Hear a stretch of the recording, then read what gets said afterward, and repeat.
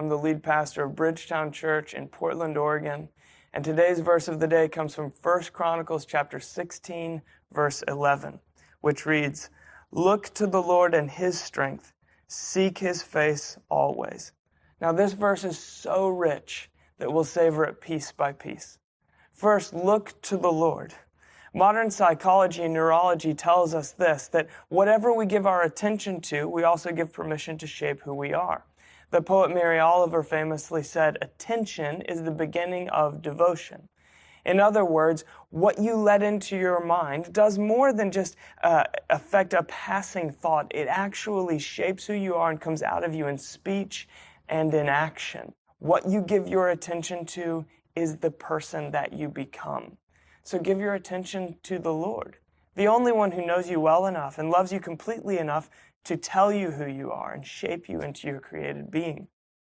Look to the Lord and His strength. Now the key pronoun here is His strength, as in not mine.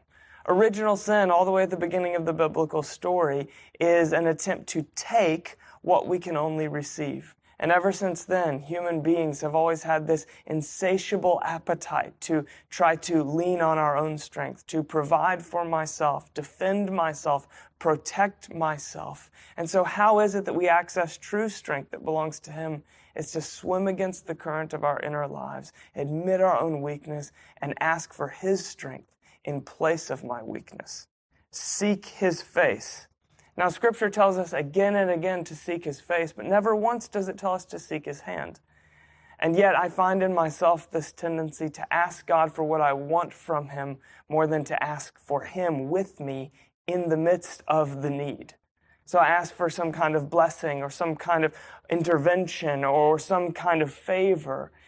But of course, the greatest gift is the giver Himself. He really is a good Father who loves to give good gifts to His children, and His gifts are absolutely worth savoring, but He is the greatest gift.